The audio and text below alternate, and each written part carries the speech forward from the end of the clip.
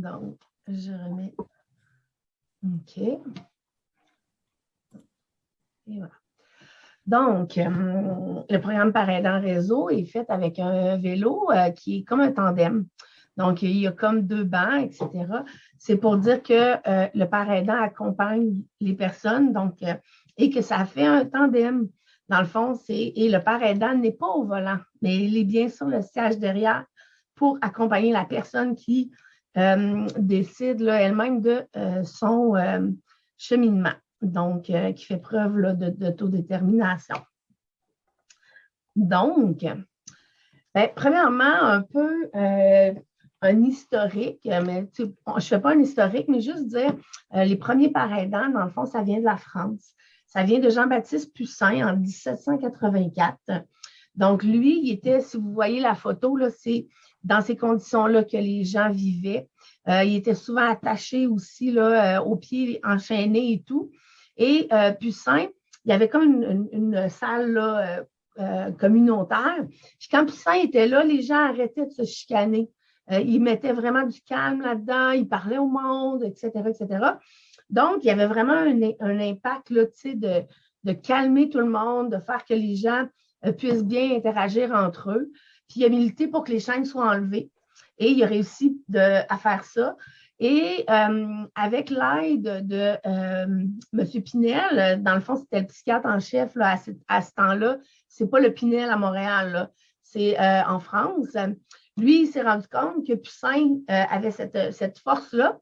Puis il a commencé à composer un modèle d'engager des anciennes personnes qui avaient été dans les services pour travailler avec eux. Puis encore là, on a fait une étude quand on a commencé le programme Par aidant réseau. Puis quelque chose qui se présentait, c'était que les gestionnaires disaient la même chose que Pinel disait, c'est que le Par aidant va aider les intervenants, tout ça, à comprendre mieux les besoins des personnes qui vivent un trouble de santé mentale. Donc, aider à comprendre mieux les besoins. Je vous demande quelques secondes. OK. J'avais oublié de marquer ne pas déranger. Donc c'est juste ça. C'est cette portion-là, dans le fond, en France. Le contexte québécois, c'était un programme novateur qui a été initié par le ministère de la Santé et des Services sociaux. Donc, déjà dans le plan d'action en 2005-2010, la force des liens, il y avait une cible ministérielle. Dans les équipes de suivi intensif et d'intensité variable, on voulait qu'il y ait 30% de ces équipes-là avec un Par aidant. On sait que ces équipes-là travaillent avec un modèle, en fait, et dans ce modèle-là, il y a la présence de Par aidant. De ce fait, il a fallu se doter d'une stratégie. Okay? Parce que c'est bien beau offrir une formation pour les personnes qui veulent devenir Par aidant, mais il faut aussi informer les milieux, les sensibiliser, comment le Par aidant est complémentaire à l'équipe, qu'est-ce que le Par aidant peut faire comme travail, etc. Donc, la stratégie qui avait été expliquée, c'était qu'il fallait former les Par aidants, mais aussi les milieux d'embauche. En 2006, il y a une revue, le partenaire sur l'embauche des usagers comme pourvoyeurs de services. Donc là, ça ouvre vraiment le pas à l'intervention par les pairs avec tous les bénéfices, tout ça. Vous pouvez retrouver cette revue-là sur notre site Internet dans les documentations du partenaire, la revue Le Partenaire. Donc, finalement, c'est ça. Suite à ce plan d'action-là, en 2006, il y a la création du programme Par aidant réseau. Et là, à cette année-là, il y a Nathalie Lagueux, qui était la coordonnatrice du programme à ce moment-là, travailleuse sociale aussi, qui est allée se faire former en Géorgie et qui a eu la possibilité de ramener cette formation-là, de la transcrire là, en français et de l'adapter au milieu québécois. Donc, pour ce faire, elle a travaillé très fort avec Noémie Charles aussi, qui est aussi une autre travailleuse sociale. Donc, de 2006 à 2008, c'était de l'adaptation au Québec, etc., etc. Et en 2008, première cohorte formée, une vingtaine de personnes sur une formation de 2 semaines. Okay? Donc, c'était une formation de 2 semaines avec un stage là, de 1 semaine. Finalement, ben, il y a eu le plan d'action 2015-2020, Faire ensemble et autrement, que là, la cible ministérielle a augmenté. Dans les équipes CIM de suivi intensif dans le milieu, on voulait qu'il y en ait que 80 de ces équipes-là aient un parent aidant et dans les équipes de suivi intensité variable, 30 OK? J'ai essayé en tout cas, j'ai eu des petits pépins ce matin, donc je n'ai pas pu insérer le nouveau plan d'action, en fait, qui s'appelle S'unir pour un mieux-être collectif. Donc, c'est le plan d'action interministériel en santé mentale 2022-2026 et en partenariat avec les organismes communautaires à l'action 3.3. En fait, on voit que le ministère va soutenir des activités pour développer davantage encore la aidance. Donc, on est dans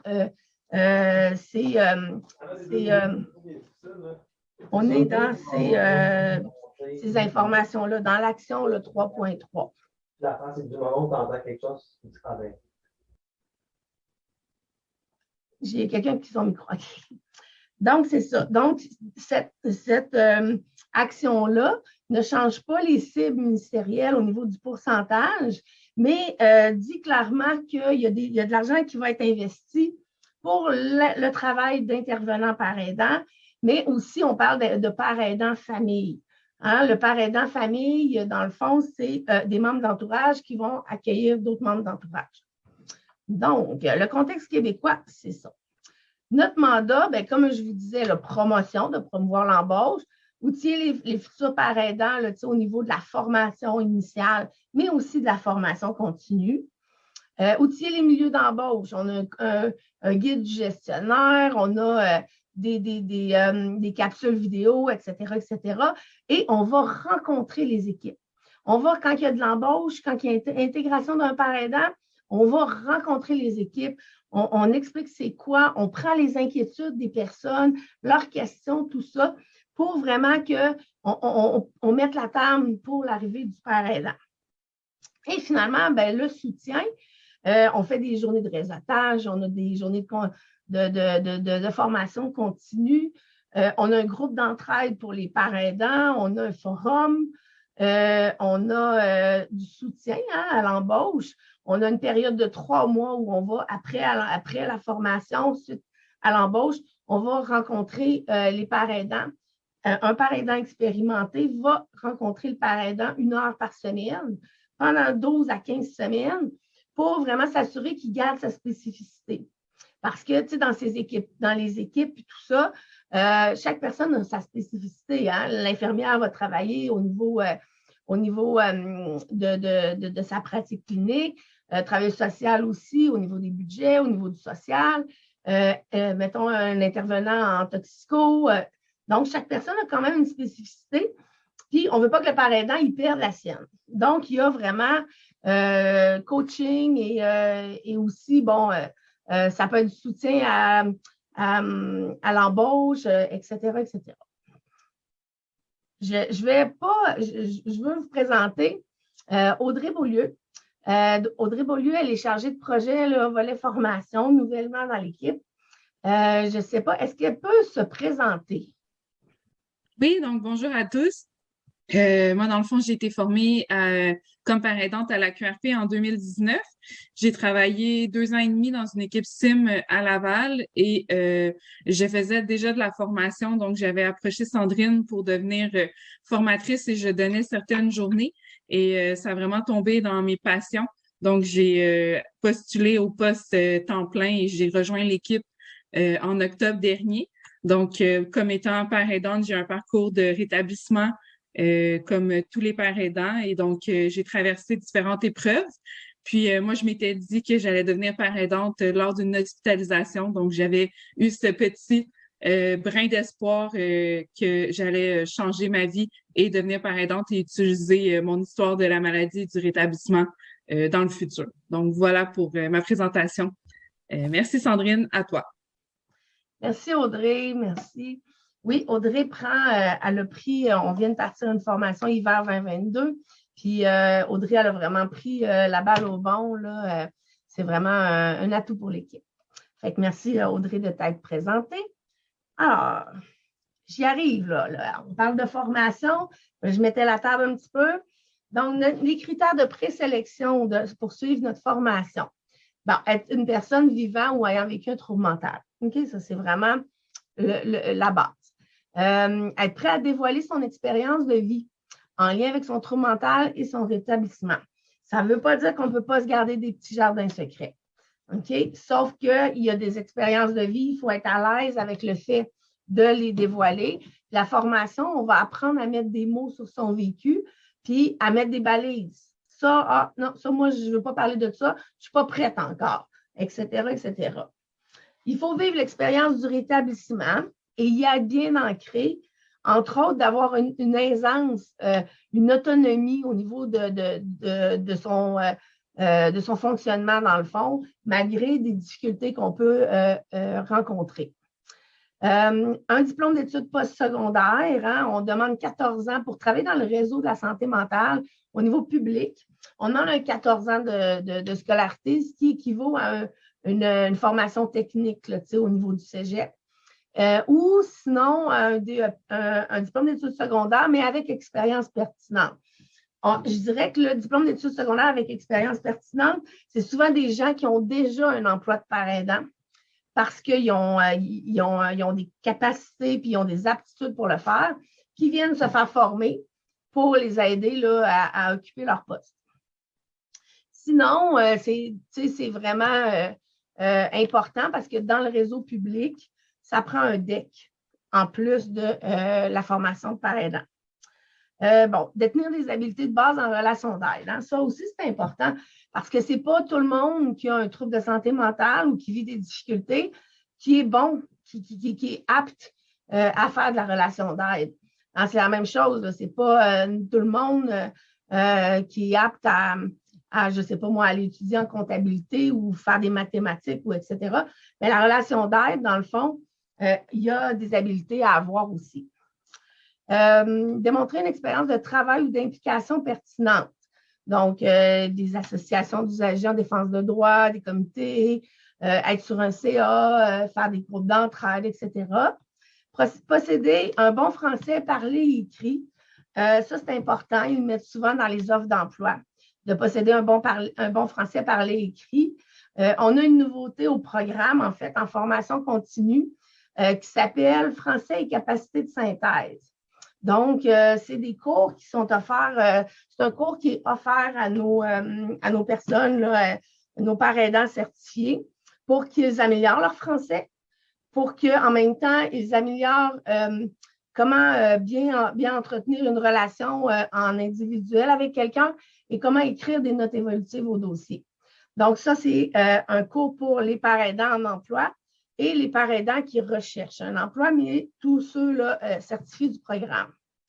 Puis finalement aussi, être en mesure de suivre une formation intensive de 154 heures. Notre formation, elle a été upgradée. En 2017-2018, pardon, on a eu les résultats de notre étude là, qui a été faite sur la perception des parents aidants et des milieux d'embauche du programme Parents aidants Réseau. Puis, une des recommandations ou des choses qui étaient importantes pour les personnes, c'était qu'il y ait plus de discussions dans la formation, plus d'activités intensives, continuer d'avoir des parents aidants expérimentés pour donner la formation. Des parents aidants qui sont capables de dire oui, je suis passée par là, oui, j'ai travaillé comme Audrey dans une équipe SIM, etc. Donc, on voulait avoir vraiment des personnes qui sont passées par là pour faire la formation. Un peu qu'est-ce qu'on retrouve dans notre formation? Bien, le rétablissement. Hein? Le rétablissement est en premier parce que c'est une approche, dans le fond, qui est quand même encore novatrice. Ça fait quoi? Peut-être une trentaine d'années, quarantaine d'années qu'on parle de rétablissement, mais je trouve que il y a vraiment un virage là, qui est amorcé là, depuis 5 à 10 ans, peut-être, je dirais. Puis, c'est vraiment gagnant pour les personnes qui vivent avec un trouble de santé mentale. Donc, on parle de rétablissement, on parle bien sûr du rôle du parent aidant, des outils et méthodes d'intervention, l'animation de groupe, la relation d'aide, les interventions de crise et prévention du suicide.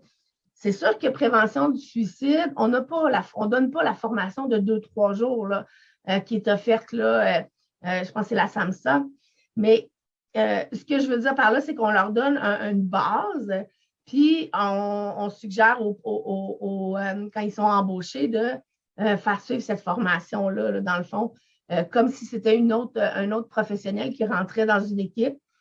Oméga, il faut faire ça. Tu sais, il y a des formations, dans le fond, que l'entreprise, l'organisation doit effectuer. On parle de droit, confidentialité, éthique. En éthique, il y a beaucoup de milieux qui disent oui, mais tu sais, quand je fais les sensibilisations de milieu, oui, mais côté confidentialité, là, tu sais, est-ce que c'est plus dangereux là, qu'il y ait des choses qui sortent ou tu sais, s'ils deviennent amis ou ils payent un souper ou tu sais. Donc, il y a beaucoup de questions qui peuvent être soulevées là, mais ce qu'on dit, c'est que oui, le parent aidant a un code d'éthique, mais il se doit aussi de respecter celui de l'organisation. Donc, il y a 2 codes d'éthique.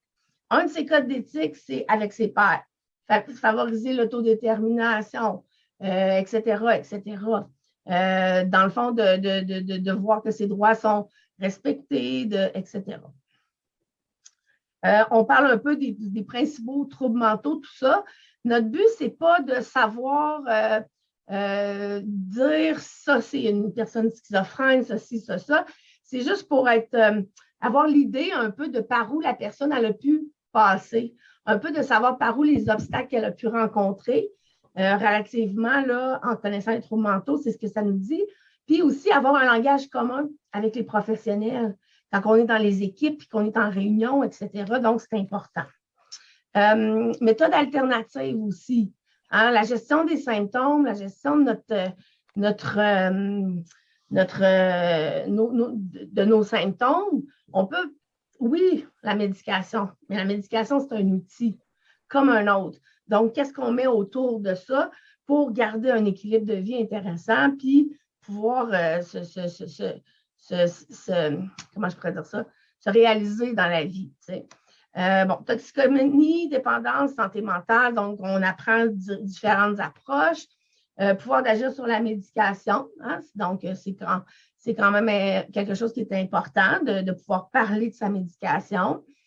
Spiritualité et religion, hein, c'est aussi quelque chose qui est laissé parfois pour compte, mais que de plus en plus, on ouvre la porte à donner un sens à l'expérience.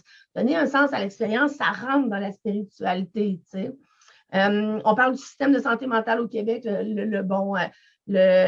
P38, le guichet d'accès, etc., pour que les gens sachent se diriger là-dedans. Et finalement, on termine avec l'intégration au travail, des mesures de soutien, comment on fait une intégration au travail, les besoins qui peuvent en émerger, etc., etc. OK. On parle bien sûr des 5 étapes dans le processus de rétablissement. En fait, c'est des étapes, je n'ai même pas la référence dans le bas, ça, c'est pas le fun. C'est des étapes qui ont été adaptées par Nathalie Lagueux et Noémie Charles. Puis le parent aidant, dans le fond, va essayer après avoir fait sa formation, quand il va rencontrer les gens en individuel, il va essayer de trouver dans quelle étape la personne se trouve et ça va lui dire quel obstacle la personne doit dépasser pour se rendre à l'autre étape. Ce n'est pas linéaire, hein? On dit de toute façon qu'un processus de rétablissement, ce n'est pas linéaire, il y a des hauts, il y a des bas, il y a ci, etc. Puis dans une sphère de vie, on peut être vraiment anéanti, puis dans une autre, avoir nos relations sociales, avoir un bon réseau de relations sociales, puis de l'autre côté, au niveau de sa capacité physique, être vraiment sédentaire, rien faire, etc. Donc, c'est quand même global comme tableau, mais ça guide les interventions du père aidant. Donc, c'est pour ça que je vais vous le présenter. C'est sûr que la formation, nous, ce qu'on fait surtout, c'est vraiment apprendre à utiliser judicieusement et de façon réaliste son savoir expérientiel. Le savoir expérientiel, c'est vraiment d'être envahi par une souffrance émotionnelle intense ou des délires. Donc, dans le fond, vraiment des grosses dépressions où on parle de psychose. Il y a le fait d'être diagnostiqué, hospitalisé, médicamenté, utiliser les ressources dans la communauté, la perte d'estime de soi, l'autostigmatisation, comprendre les obstacles par le tableau, dans le fond, de qu'est-ce que les personnes peuvent vivre.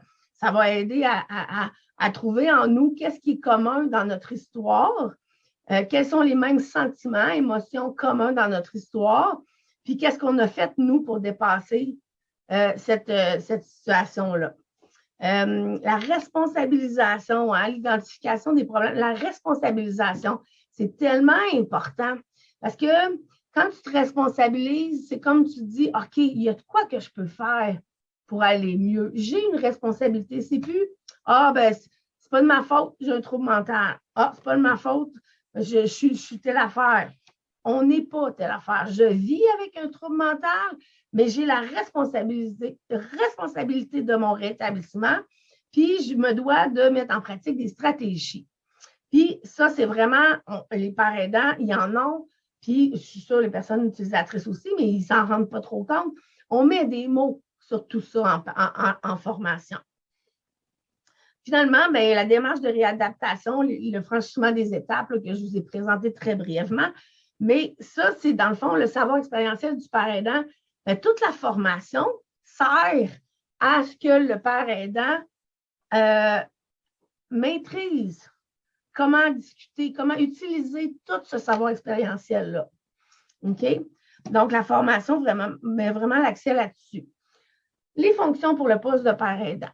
OK? Il y en a au niveau de la gestion de cas, il y en a dans les équipes que je vous ai parlé, dans les soins ambulatoires, sur les étages de psychiatrie, la clinique externe des troubles de l'humeur, les interventions en situation de crise. Si on parle, mettons, à pêche, qui donne du travail là-dessus, centre de crise, etc. Non, centre de crise, il n'y en a pas. Donc, mais en situation de crise, milieu de vie, en santé mentale, hein, il y a des résidences qui ont des parents aidants, soutien à l'emploi, etc., etc. Dans le fond, là, dans le petit encadré bleu, vous voyez partout ce qu'il y a de la souffrance psychique, ben, il doit avoir un parent aidant ou deux. Parce que deux, le parent aidant va se sentir moins seul, puis dans la littérature, c'est mentionné que deux à la fois, ça donne vraiment un effet meilleur, un effet gagnant pour l'intégration. Finalement, ben c'est ça. Quelques citations de Nelson Mandela. En fait, moi, ce que j'ai retenu ces trois-là, parce qu'il y en avait plein, on peut en avoir plein, là, des proverbes ou des citations ou des trucs, mais je trouve que ça colle vraiment au rôle de père aidant. Donc, j'ai appris que le courage, ce n'est pas l'absence de peur, mais c'est la capacité de la vaincre. Hein, les pères aidants, ils aident les gens à dépasser leur peur. OK? Oui, c'est normal que tu aies peur. Oui, il faut que tu sortes de ta zone de confort, puis tout ça, mais c'est important si tu veux continuer d'évoluer, si tu veux que ta vie reprenne un tournant, etc., etc. Donc, c'est vraiment, ils ont besoin de courage, les personnes, ils ont besoin d'être aidés à traverser leur peur. Deuxième citation, je ne perds jamais. Soit je gagne, soit je prends, soit j'apprends. Il y a une faute de français. Donc, soit je gagne, soit j'apprends. Tu sais, dans le processus dans la définition du rétablissement, on sait que ce n'est pas un processus linéaire. Hein? Ils disent qu'il y a des avancées, des reculs, etc. Moi, j'appelle ça des avancées et non des reculs, des avancées, mais de la résilience. Hein? Parce qu'à chaque fois qu'on va vivre quelque chose de difficile, on va apprendre sur soi. Puis plus on apprend sur soi, plus à un moment donné, on est capable de trouver des trucs qui nous font du bien, des trucs de rétablissement. Puis de plus en plus, à un moment donné, ben, c'est comme si la maladie mentale n'était plus là. Tu sais, elle est là, mais on n'est pas, on n'a pas d'œillère, on est capable de foncer, puis de voir les belles choses, puis etc., puis se rétablir. Puis, troisième statistique, pas statistique, mais citation, c'est l'éducation est l'arme la plus puissante pour changer le monde. Donc, ça, c'est super important. Puis, les parents aidants, dans le fond, dans l'informel, ils vont donner plein d'informations aux personnes utilisatrices aux personnes qui sont en suivi pour être capable de, on dit, quand on met des mots sur ce qu'on vit, on est capable de s'émanciper. Donc, ça, c'est les coordonnées de l'équipe de parents aidants. Puis, je vais arrêter tout ça ici. Puis, je terminerai en disant que moi, je pense que oui, que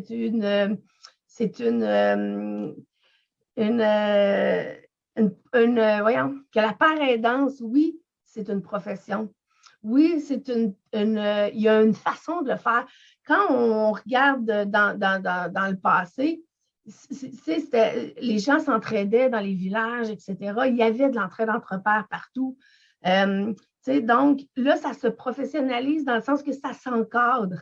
C'est plus au feeling. Il y a des balises pour l'utilisation judicieuse de son rétablissement, tout ça, puis de son vécu. Puis, oui, c'est professionnalisant. Puis, je pense qu'il y a vraiment une longue vie là, à la paraidance au Québec. Merci. Merci beaucoup, Sandrine. Merci à Audrey aussi pour cette présentation enthousiaste. On continue tout de suite, on poursuit tout de suite avec Julien Montreuil, directeur adjoint de l'organisme L'Anonyme. Pour rappel, L'Anonyme est un OBNL dont le mandat est de promouvoir des comportements sécuritaires, des relations égalitaires et de prévenir les infections transmissibles sexuellement ou par le sang, ITSS, par une approche humaniste de proximité. Alors, Julien, à toi la parole. Oui, alors toi, ta présentation s'intitule « Réflexion autour du savoir expérientiel ». À toi. Ouais, je changeais un petit peu le titre. C'est plate que tu aies parlé de la mission de l'anonyme, parce que ça, c'était 5 de mes slides. Donc là, ma présentation va durer 7 minutes. Non, c'est pas vrai. Pour vrai, bonjour tout le monde. Je vais tenter de partager premièrement mon PowerPoint. Moi aussi, je me suis forcé pour faire ça. Si j'y vais de cette façon-là.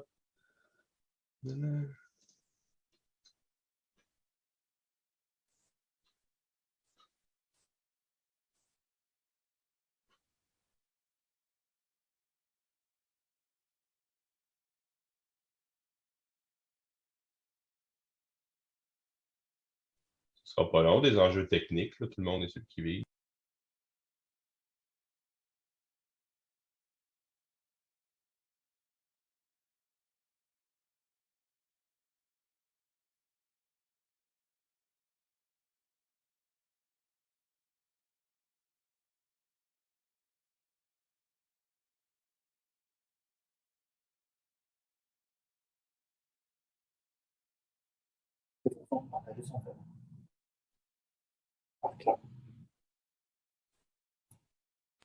Je semble avoir réussi.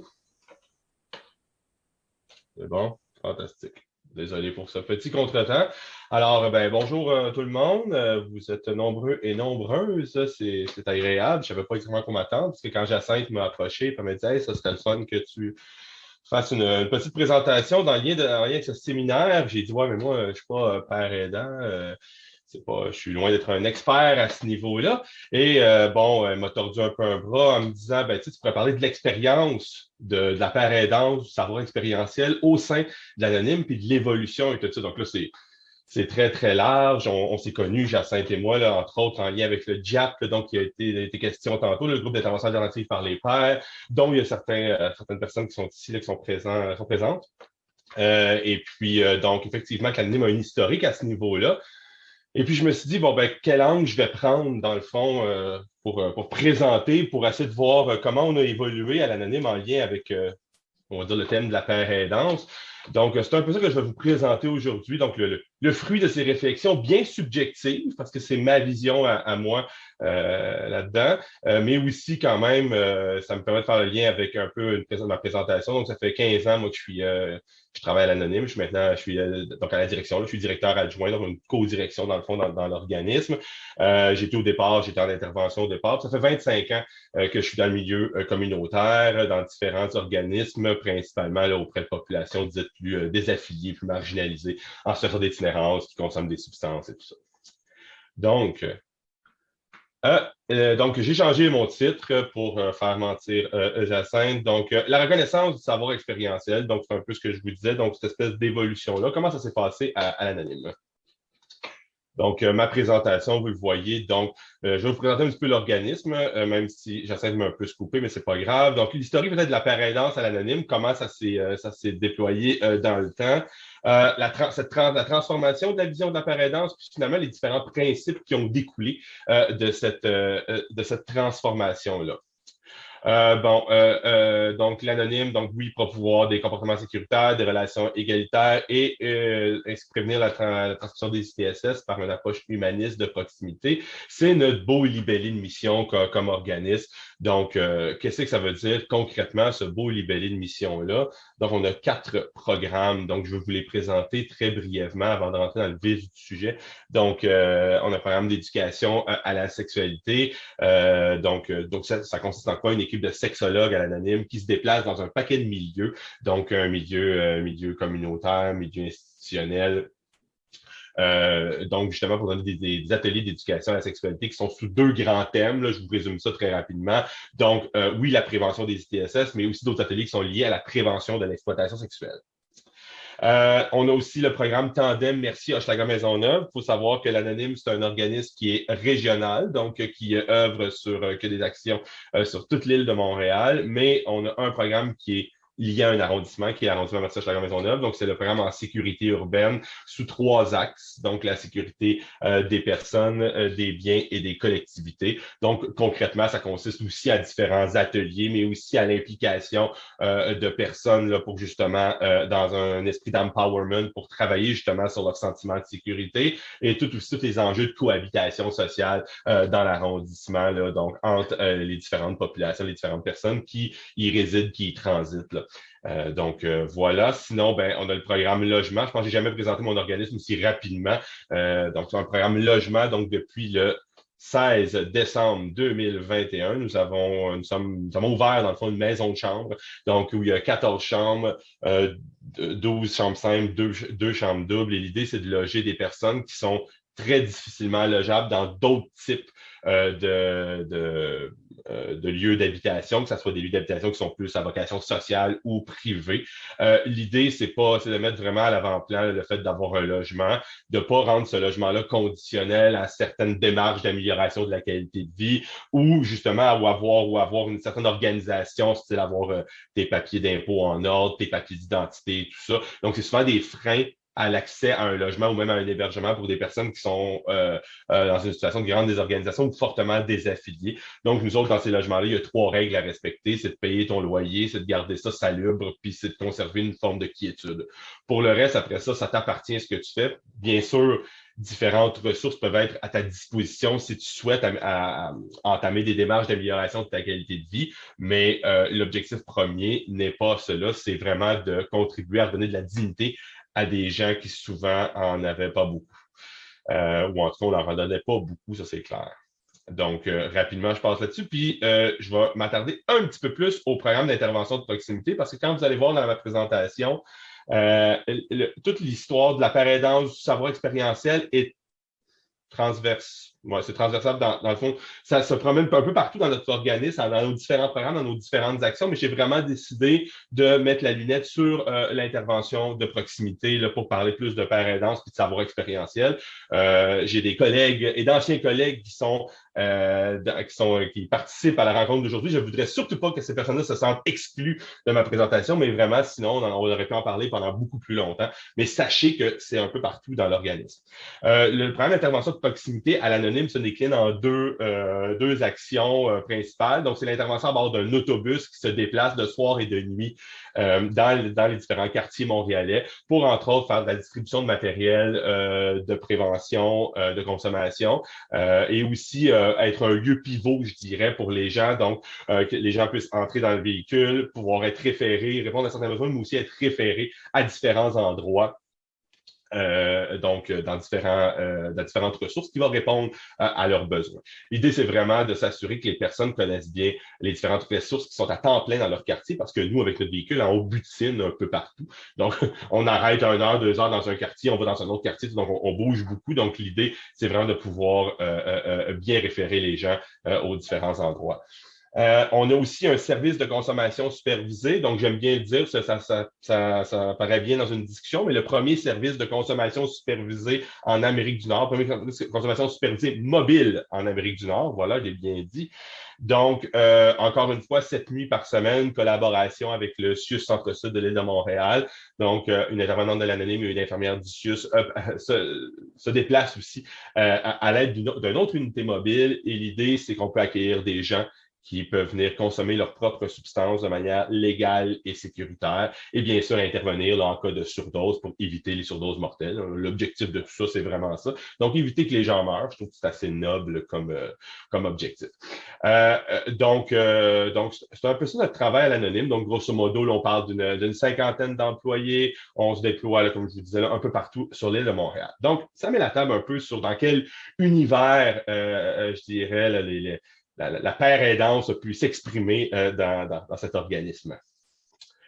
Je dirais que dans les groupes, parce qu'on se considère comme un groupe de réduction des risques, de réduction des méfaits, là, à votre choix, nous, on a décidé de parler de réduction des risques.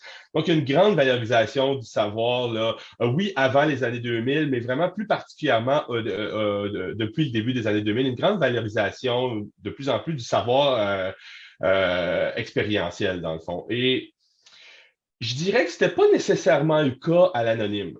Moi, je suis arrivé à l'Anonyme en 2007, mais quand je regarde aussi ce qui se faisait avant et tout ça, on va le voir tout au long de la présentation, la reconnaissance, là, tu peux bien dire, je reconnais, c'est super, vous avez peut-être participé là, à la manifestation là, qu'il y a eu, aux actions qu'il y a eu cette semaine en lien avec...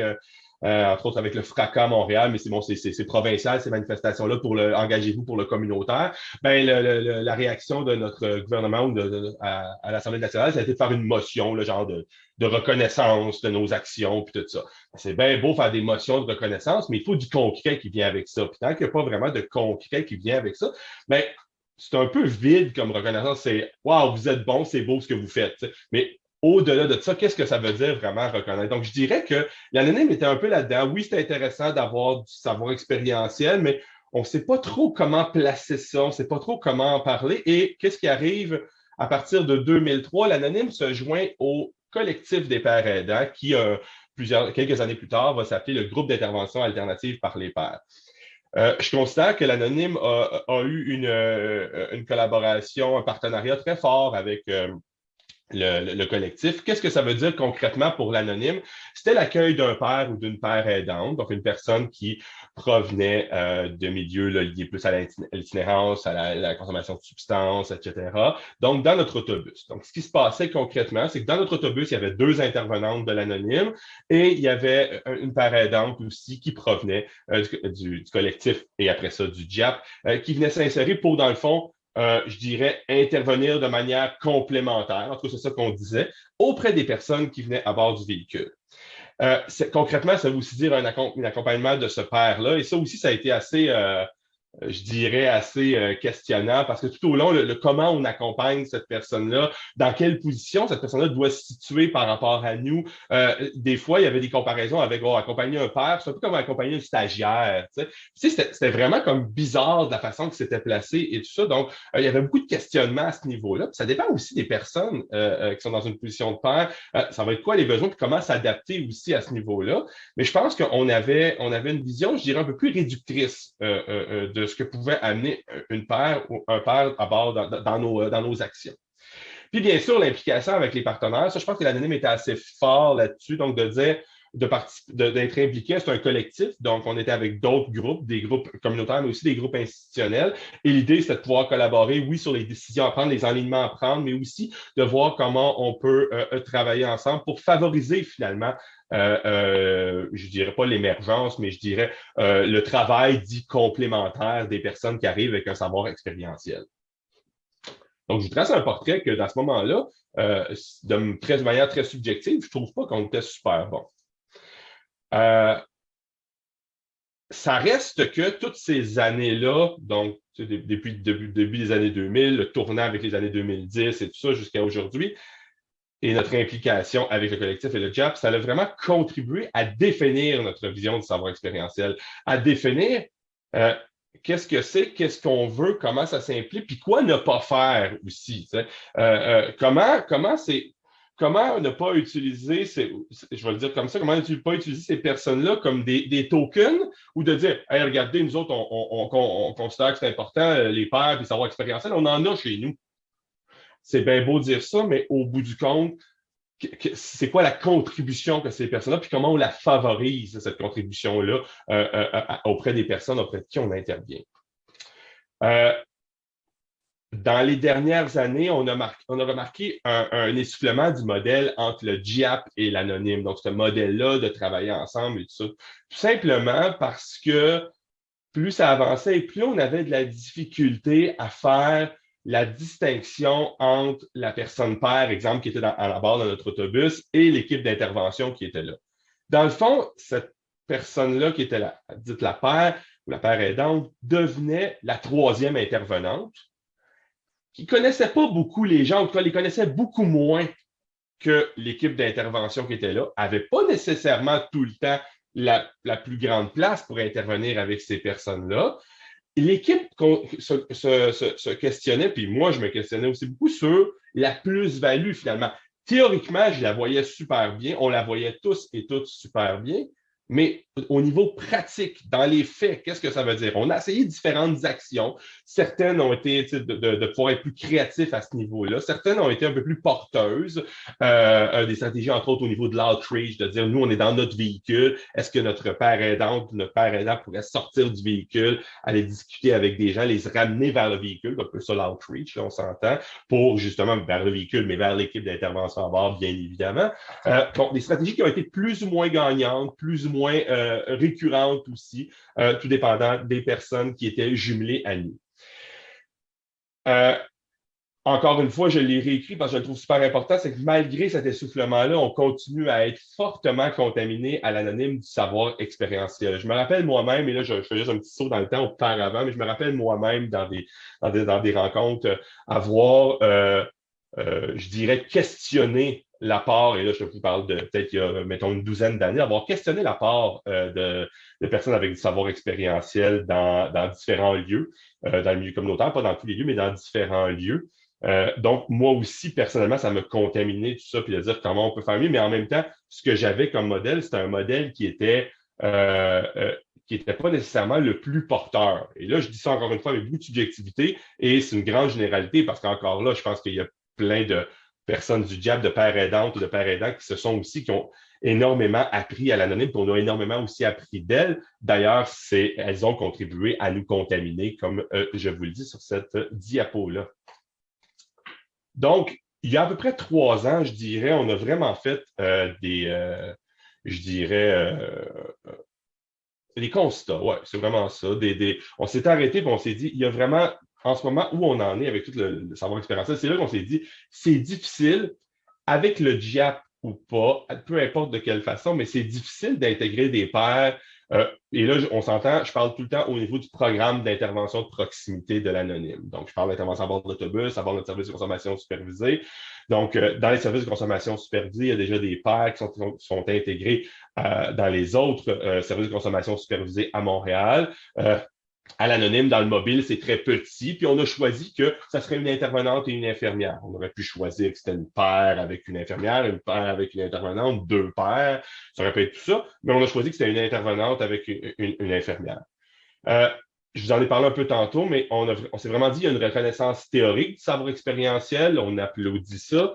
Mais concrètement, souvent, c'est une vision de la paire aidante ou de pairs qui sont des personnes qui ont c'est un peu dit comme ça, ils ont moins de compétences, ils sont payés moins cher, il faut avoir des attentes moins grandes. On le dit pas comme ça, c'est pas clair comme ça, mais c'est comme tout le temps sous-entendu. C'est tout le temps, c'est comme fatigant, même si on évolue là-dedans, puis même si on est, ce constat-là, depuis 3 ans, on aurait pu avoir un constat similaire il y a 10 ans, mais avec un niveau, je dirais, d'intensité qui aurait été beaucoup plus grand. Là, c'est encore là, c'est sous-entendu, c'est un peu ça. Puis, pour nous, ce qu'on a décidé, bon, on a réglé ça, on a abandonné complètement chez nous le terme père ou père aidante. Ça ne veut pas dire qu'on ne veut pas on veut pas travailler avec des gens qui ont un savoir expérientiel. Au contraire, ce que vous allez voir plus tard. Mais on a décidé que tantôt, Sandrine parlait de la professionnalisation. Puis je pense qu'on va être un peu dans le même sens, mais nous, c'est juste qu'on a décidé que ce terme-là, il y avait des éléments qui amenaient une certaine subjectivité dans notre milieu ou une certaine connotation pas tout le temps positive, puis pas comme on voudrait qu'elle soit. Pas comme on voudrait que le savoir expérientiel soit reconnu. Et c'est pour ça qu'on a abandonné ces termes-là chez nous au niveau du programme d'intervention de proximité, toujours à l'anonyme. Alors, on a mis en place certains principes. Donc, c'est un peu ça que moi, comment je l'ai vécu, comment je l'ai vu. Donc, premièrement, le savoir expérientiel est équivalent au savoir académique et professionnel. Donc, on a vraiment comme pris ces trois savoirs-là, puis on s'est dit, c'est un et l'autre se valent, dans le fond. Donc, et ça, c'est pas juste, souvent, c'est souvent juste au programme d'intervention de proximité de l'anonyme, mais ça, c'est transversal à l'anonyme en général. Donc, c'est aussi bon quelqu'un qui arrive avec une maîtrise, puis quelqu'un qui arrive avec un savoir expérientiel, vont avoir des enjeux qui vont être différents pour s'adapter justement. Quelqu'un qui arrive avec une maîtrise puis qui vient travailler dans notre autobus, bien, ça se peut qu'elle ait besoin justement d'avoir des formations qui vont être liées justement à la connaissance des différentes substances, à l'interaction entre les substances, bien sûr en lien avec les surdoses, en lien avec l'utilisation de la naloxone, par exemple, qui est un antidote là, en lien avec la consommation, les surdoses liées aux opiacés. Quelqu'un qui a un savoir expérientiel va avoir besoin probablement de formations qui vont être liées à de l'intervention 101, je dirais, là, des éléments bien de base au niveau de l'intervention, au niveau des différentes techniques et tout ça. Donc, je donne des exemples, mais c'est pour dire que l'idée dans notre vision, c'est de dire, ben, c'est équivalent, c'est pas pareil, mais c'est équivalent, puis comment justement on adapte ou on accompagne les gens justement pour qu'ils soient des bons et des bonnes intervenantes à l'anonyme. Parce que toutes les personnes qui sont embauchés dans l'équipe de travail du programme d'intervention de proximité de l'anonyme sont des intervenants et des intervenantes. Donc ça a été notre base. Là. Ce sont tous et toutes des intervenants et des intervenantes. Donc, comme je vous disais tantôt, ce ne sont plus des pairs, donc elles ont la même reconnaissance. Elles sont régies par la même échelle salariale. Quand on parle de concret, là, pour nous, là, c'est ça. Donc, elles sont régies par la même échelle salariale et bénéficient des mêmes avantages sociaux. Donc, pas nécessairement payé pareil, mais tu as la même échelle salariale. Donc, à ce moment-là, donc, tout dépendant de comment c'est évalué, mais tu peux arriver avec un salaire équivalent au départ. Puis bon, c'est un peu comme ça qu'on fonctionne dans notre organisme. Donc, quand je parlais de concret, c'est pas juste de dire, hey, on reconnaît le savoir expérientiel, c'est super, c'est important, mais on le paye aussi. Puis on le reconnaît aussi de manière concrète. Autre élément, c'est que les membres de notre équipe d'intervention, bien, un peu ce que je vous disais tantôt, c'est-à-dire que selon leurs besoins spécifiques, ils ont de la formation, de l'accompagnement, du soutien clinique, puis de la supervision clinique aussi externe. Donc, l'idée, encore une fois, tout dépendant de c'est quoi tes enjeux, c'est quoi tes besoins, c'est quoi ton background, c'est quoi la base avec laquelle tu arrives dans notre organisation, nous autres, on s'est dit, ben, hey, avec ce base-là, on peut travailler ensemble pour que mais ça va être quoi? Puis à ce moment-là, c'est une base académique, on va travailler sur d'autres éléments, puis c'est une base expérientielle, puis c'est une base professionnelle, puis c'est un mix des trois. Donc, l'accompagnement va être adapté à ces. C'est pas vrai, puis c'est pas vrai que l'accompagnement va être plus grande nécessairement avec une personne qui arrive avec un savoir expérientiel qu'avec une personne qui arrive avec un savoir académique. Dans mon expérience, c'est pas vrai du tout. Je trouve que, de par mon expérience, quand on arrive avec quelqu'un qui a un savoir expérientiel à la base, c'est sa base principale, on a des conversations où beaucoup plus franches, les trucs sont nommés beaucoup plus clairement, puis ça nous permet justement d'avancer de manière beaucoup plus transparente. Et ça, je le remarque là, très souvent. En conclusion, donc je viens de vous en parler, mais un des points importants, capacité d'adaptation pour l'organisation, cette adaptation-là, que ce soit au niveau des personnes avec un savoir expérientiel, avec un savoir académique ou professionnel, cette adaptation-là doit toujours rester pour notre organisation pour s'assurer d'avoir différentes personnes, différentes forces dans notre équipe d'intervention pour les personnes pour qui on intervient.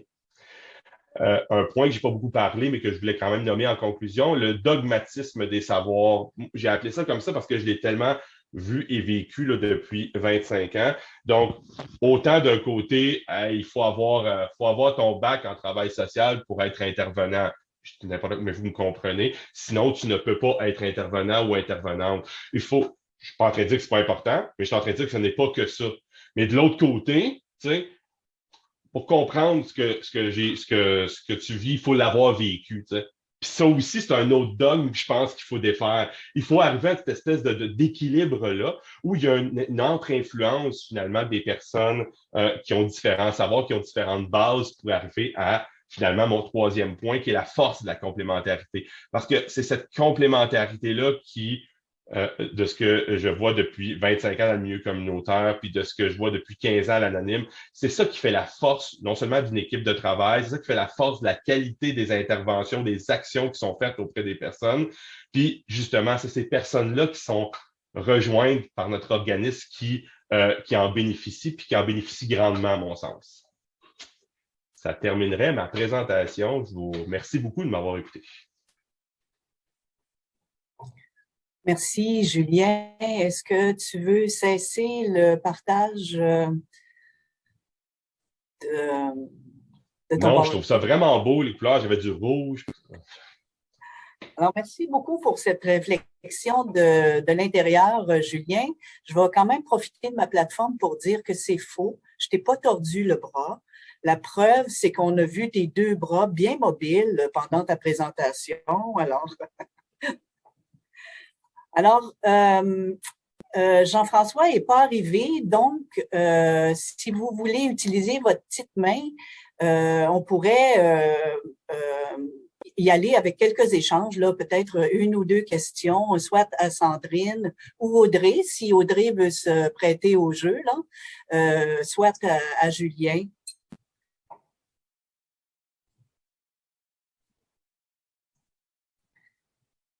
Je vois pas de main. Ah, OK. Mireille Saint-Onge, Martin Goyette. On va commencer avec ça. Et je vais probablement évidemment, je vais vous laisser finir votre phrase, là, mais je vais probablement vous interrompre dès que je vais voir que Jean-François Pelletier arrive. Madame Saint-Onge. Oui, bonjour tout le monde. C'est une question ou un commentaire par rapport à la présentation qui est de M. Montreuil. Moi, j'ai écrit un petit mot tout à l'heure dans le clavardage. Je me demandais si c'était vraiment une bonne idée d'éliminer le titre de père aidant. Donc, moi, je trouve pas, là. C'est vraiment une spécificité. Il faut pas non plus les confondre avec l'ensemble des intervenants, mais il faut leur donner effectivement un salaire équivalent et une reconnaissance de leur savoir expérientiel. Donc, c'est tout simplement ma remarque par rapport à ça. Si M. Montreuil peut dire quelques mots ou sinon, M. Goyette peut continuer. Merci. Je peux dire quelques mots si vous voulez. Oui. Bien, dans le fond, l'idée, c'est que, comme je vous l'ai dit dès le départ, il y a plusieurs trucs. Premièrement, là, c'est pas.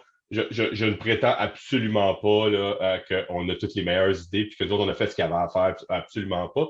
Je vous partageais, dans le fond, le résultat de nos démarches avec ça. Puis d'ailleurs, ailleurs dans notre organisme, il y a des personnes, il y a des pères aidants et des pères aidantes. Là. Donc, moi, je vous parle de prendre l'intervention de proximité dans le domaine où on est, dans nos réflexions qu'on a eues, puis avec on parlait, j'ai vu dans les notes aussi, les éléments stigmatisants, le fait que les pères sont sous-éduqués, puis des trucs comme ça. Là, le terme chez nous me semblait, au moment où on est, avec une connotation tellement comme, je trouvais subjectivement négative, on va dire ça comme ça, qu'on s'est dit, on l'enlève, mais on favorise au maximum le savoir expérientiel là-dedans. Donc, c'était vraiment plus à ce niveau-là notre décision, qui n'est pas une décision, on ne s'est pas dit... les pères aidants, le terme père aidant ou père aidante peut revenir. Là. Je suis pas en train de dire qu'il ne faut jamais l'utiliser, puis tout ça, loin de là. Ce que je dis, par contre, c'est que dans notre réalité bien personnelle à l'anonyme, c'est la décision qu'on a prise à ce moment-là de retirer. Mais encore là, je pense que ce terme-là, effectivement, est super important. Puis quand il est utilisé de manière, je dirais, crédible, je repense à la présentation de Sandrine tantôt, où vraiment on arrive, on lui donne, tu sais, je trouve que l'utilisation à ce moment-là de père aidante, puis de père aidant, puis de la père aidance, finalement, avait une connotation finalement très, très positive. Là. Alors, on va prendre les questions de Martin Goyette et de Diane Riendo. Et là, je vois que Jean-François Pelletier est arrivé. Donc, après ces deux questions, on pourra passer à la présentation de Jean-François. Alors, bonjour tout le monde, Martin Goyette. Donc, je suis responsable du volet santé et bien-être de la chaire Réseau Jeunesse qui organise ce séminaire. Alors, merci aux très nombreux partenaires, collègues, chercheurs qui s'intéressent à ces enjeux-là. Merci à Jacinthe et à toute l'équipe. Moi, c'est davantage un commentaire général. On voit des présentations qui ont été réalisées, des formes de pratique qui nous posent des questions. S'agissant d'un séminaire qui s'intéresse à la paraidance jeunesse, dans la continuité de la chaire Réseau Jeunesse, ça pose l'enjeu de la compréhension de l'expertise qui vient d'être présentée dans l'implantation d'une vision de la formation, de l'implantation de la paraidance en jeunesse. Et c'est absolument intéressant là, de prendre appui sur les expertises fortes qui ont été présentées. Et effectivement, il me semble qu'un des enjeux liés au terme de la professionnalisation, c'est celui de la formation et que, par exemple, lorsqu'on exigerait pour être père aidant d'avoir un DEC et un bac, c'est pas la même chose que l'idée de la paraidance jeunesse à partir du prisme où c'est le savoir expérientiel qui est mis en valeur, soutenu, encadré de toutes sortes de manières dont vous avez présenté certaines illustrations. Et je dirais même les effets de ces confrontations de paradigme de la paraidance vont être différents selon comment on définit la paraidance et vers où on s'en va. Donc, c'est absolument excitant. Je suis bien heureux de vous voir ici pour poursuivre les échanges. Merci, Martin. Madame Riendo, on termine avec vous. Oui. Je veux juste rajouter quelque chose que Sandrine a parlé. Elle a parlé des pères aidants de famille. Moi, j'en suis une, père aidant de famille. Et je veux juste dire qu'on ne fait pas qu'accueillir les familles et les membres de l'entourage. On fait exactement la même chose que les pères aidants. On accompagne les familles dans leur cheminement vers leur propre établissement. Les familles et les membres de l'entourage sont aussi souffrants que les personnes qui vivent avec une maladie mentale. Fait que je voulais juste rajouter ce que Sandrine a dit. On ne fait pas qu'accueillir. Merci. Je laisse la place à Jean-François que je salue, parce que je le connais assez bien. Bonjour. Merci, Madame Riendo.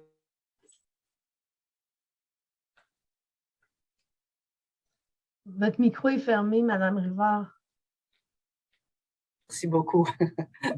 Donc, notre troisième et dernier conférencier est arrivé, Jean-François Pelletier, qui est aussi père aidant, professeur fondateur de la formation interfacultaire à la paraidance de l'Université de Montréal.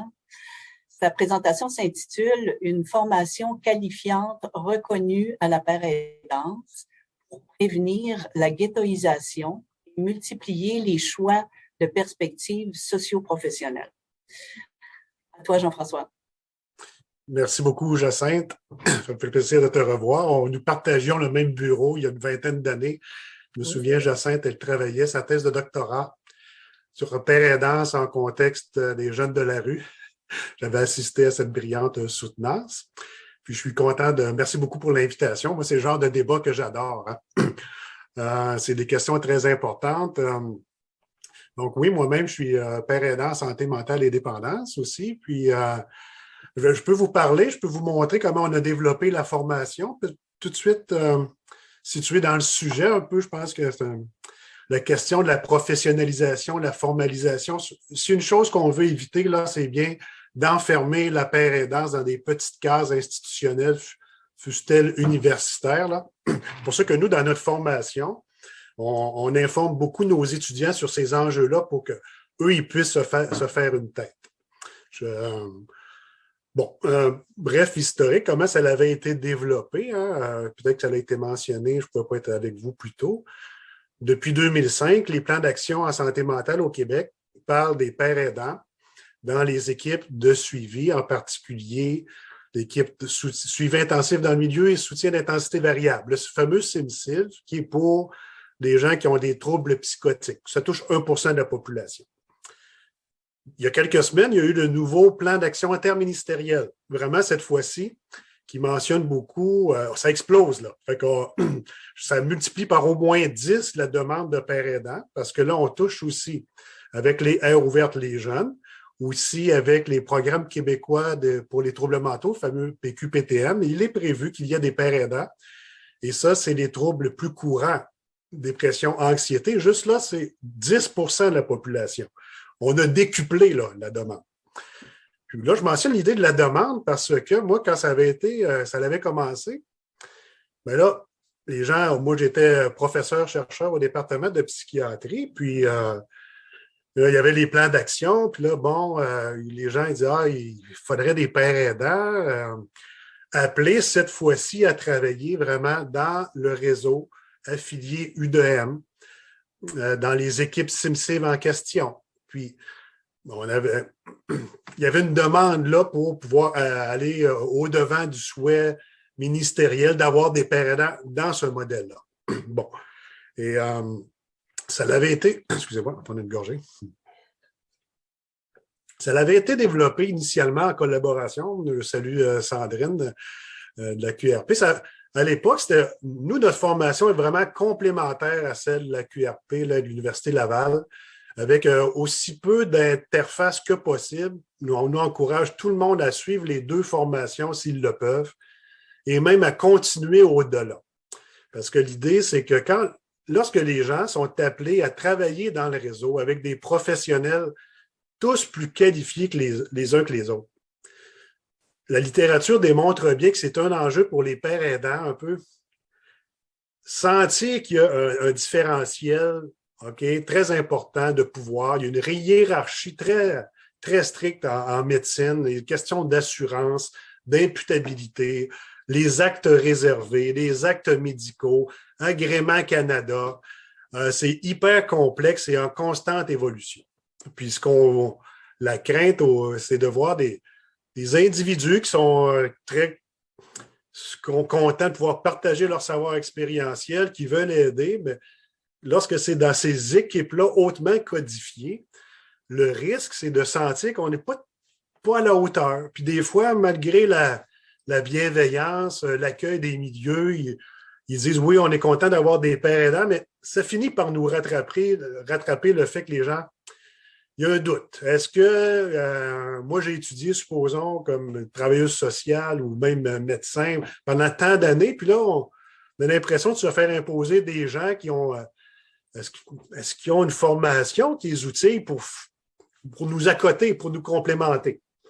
Puis des fois, ce doute-là, il n'est pas toujours nommé. Des fois, c'est dans le non-dit, dans le non-verbal, et ça finit par gruger l'estime personnelle de certains pères aidants. Nous, on en a vu qui, au bout d'un certain temps, lancent la serviette parce que la greffe ne prend pas nécessairement. Donc, simplement pour mentionner que, selon moi, il y aura toujours de la place pour l'entraide informelle entre pairs, bien évidemment.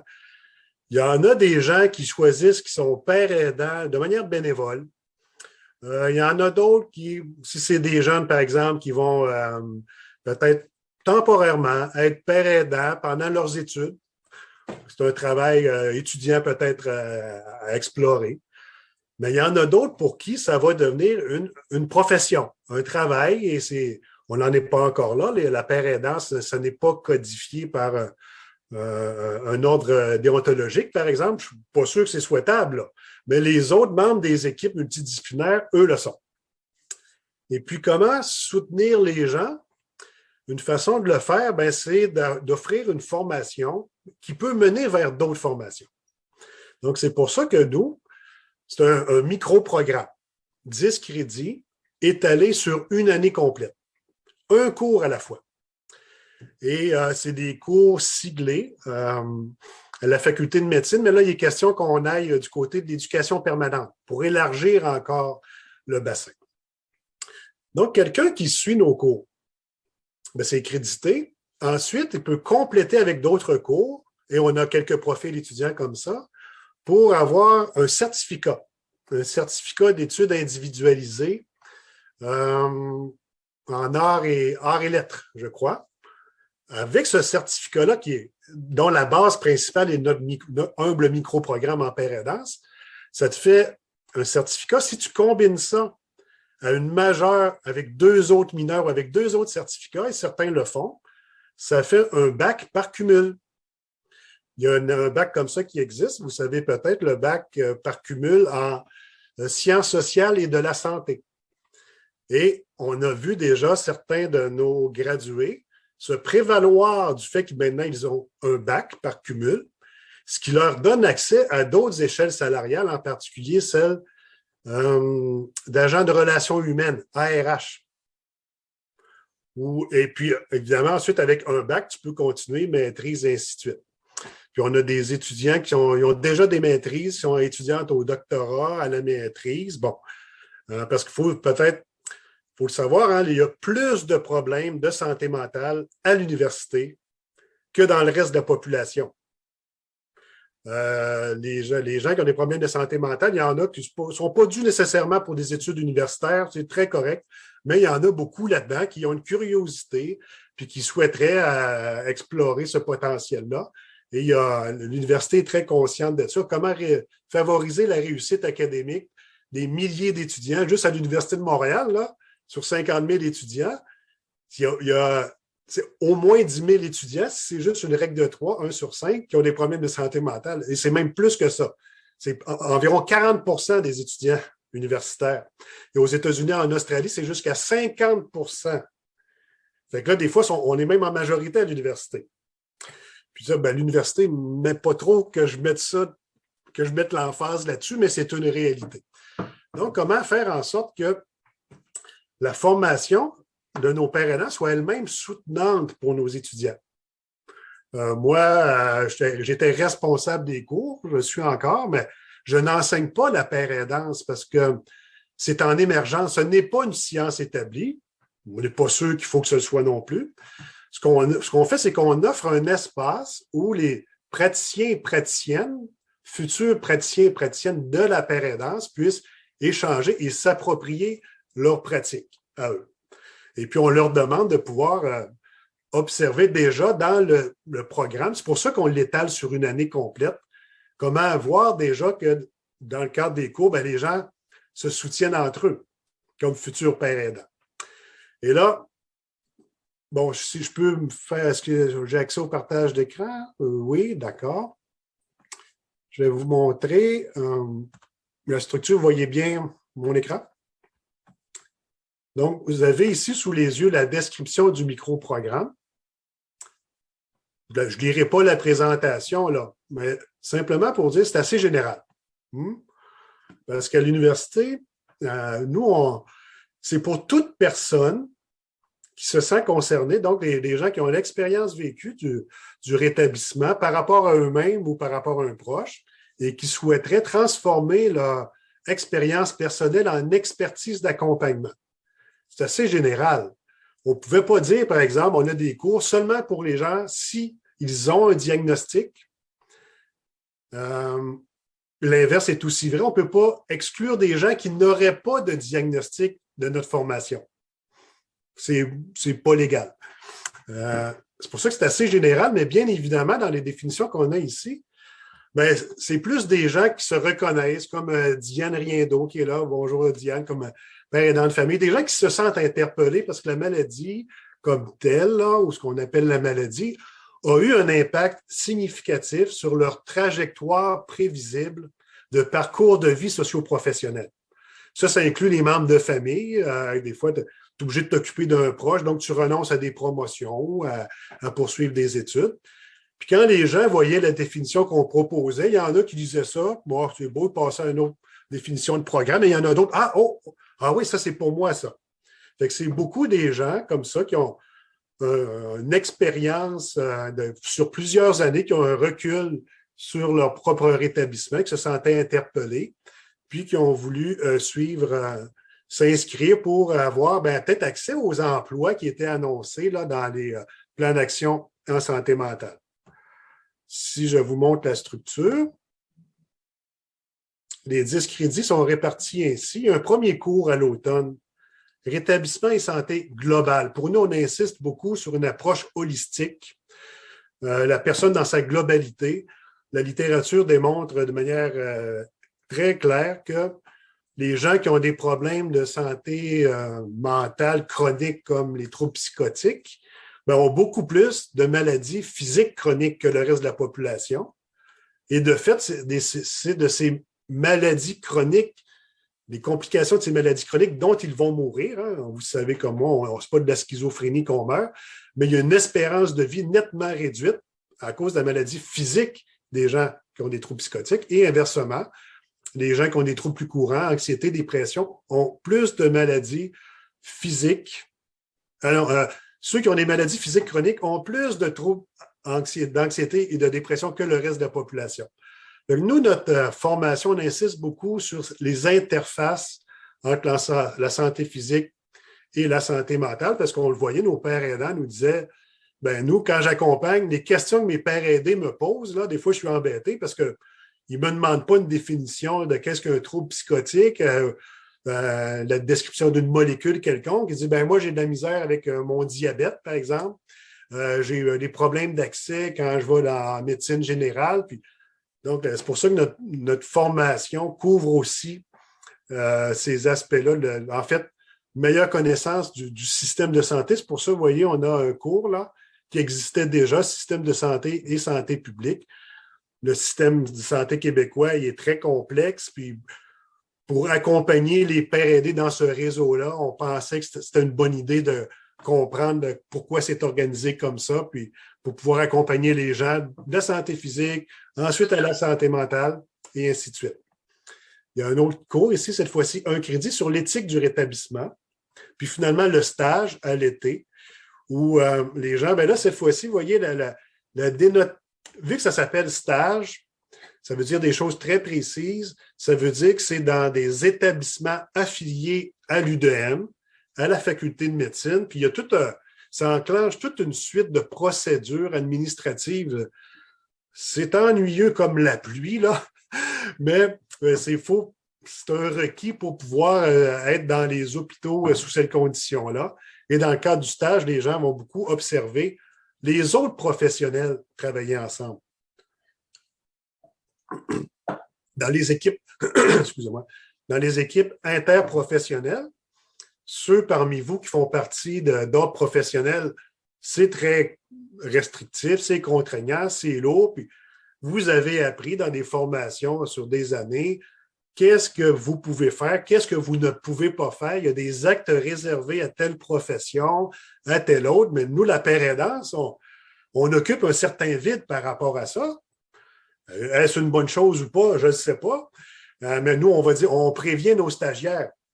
Vous allez arriver dans des environnements très codifiés, puis on compte sur vous pour nous ramener l'expérience, comment vous avez pu observer d'autres professionnels travailler en complémentarité les uns avec les autres.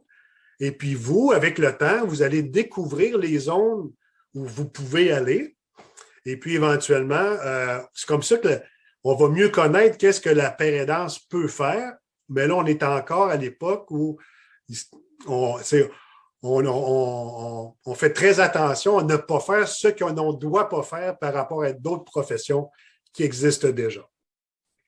C'est dommage parce que c'est un peu par la négative, là, mais bien humblement, la pérédance, c'est encore quelque chose d'en émergence. Puis nous, on voit notre rôle comme étant en soutien à cette émergence-là, aider les gens à y faire face à cette complexité.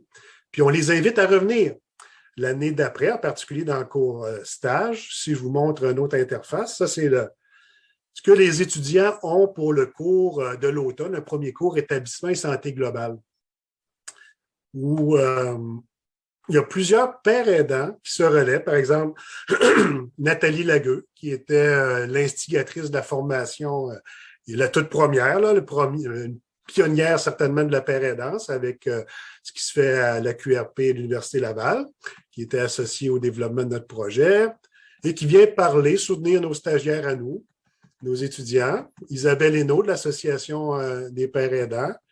Ça, c'était la première semaine. Ensuite, on avait une de nos graduées qui travaille justement, elle, au centre-ville, qui a développé une nouvelle programmation en lien avec le nouveau PQ-PTM qu'on pense qu'il va toucher beaucoup, beaucoup de gens. Carole. Des photos un peu d'histoire. On avait aussi un personnage très, très connu, un autre pionnier de la paire aidance au Québec, Luc Vigneault, qui vient échanger, et ainsi de suite. On continue ici, c'est paire aidance en autisme avec Lucila Guerrero, qui était de la première cohorte, la même que Diane Oriendo, qui maintenant est associée à l'hôpital Sainte-Justine, développement de la paire aidance autiste. Vous connaissez peut-être le docteur Motron, qui est un peu un spécialiste qui travaille avec des pairs de recherche là, en contexte d'autisme. Puis, on a beaucoup de collaborations internationales. Ici, c'est un jeune psychiatre, Julien Dubreuc, avec une paire aidante autiste dans le coin de Grenoble. Et paire aidance famille, cette fois-ci, avec des gens du bas du fleuve. Encore Isabelle, attendez. Puis dans le cours, il y a le MOOC. Il y a un cours en ligne qui existe déjà, le MOOC Fondement du rétablissement. C'est ouvert au public, donc à tous les gens qui sont ici avec nous aujourd'hui. C'est la partie de contenu du cours, environ 50%. Et l'autre partie, chaque semaine, c'est toujours la partie interactive. Là, vous êtes peut-être habitués là, aux expressions synchrone, asynchrone, présentiel, distanciel, tout ça. Nous, on avait développé la formation en 2017, avant la pandémie, mais c'était déjà en ligne. Parce qu'on se disait, pour les gens déménagent, moi je viens de Rimouski, les gens ne déménageront pas de Rimouski pour s'inscrire à un programme, à un seul cours par semaine pendant 1 an. Donc, en l'offrant en ligne, ça permettait d'élargir ses possibilités. On avait des gens au début de France et de Belgique qui y participaient aussi. Donc, une partie de contenu en asynchrone, qui est le cours, le MOOC, là. Et puis, la partie synchrone, toujours ou presque toujours avec des pairs aidants en exercice qui viennent parler de leur métier. Pas nécessairement avec des termes théoriques, là. On essaie d'être aussi pratique que possible, mais en reconnaissant que moi, c'est pas moi qui est l'expert, ce sont les pairs aidants. Donc, on ouvre cette discussion-là pour que les pairs aidants seniors en exercice viennent soutenir les pairs aidants juniors, puis en posant des questions comme celles qu'on pose aujourd'hui. Est-ce que ça fait attention, là? Si vous vous destinez au travail dans le réseau public, vous risquez peut-être de trouver ça dur, la professionnalisation de la profession. C'est peut-être pas nécessairement fait pour tout le monde. Peut-être que c'est mieux de rester dans un contexte associatif et communautaire, de rester ça de manière plus informelle. Le besoin il est là.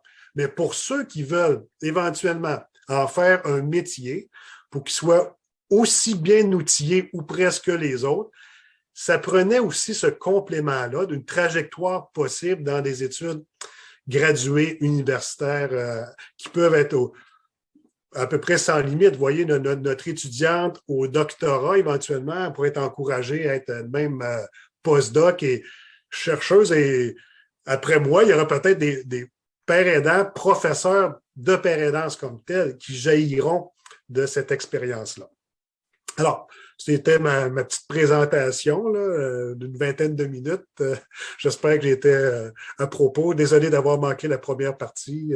Si c'est enregistré, je demanderai pouvoir y avoir accès. Merci. Merci, Jean-François.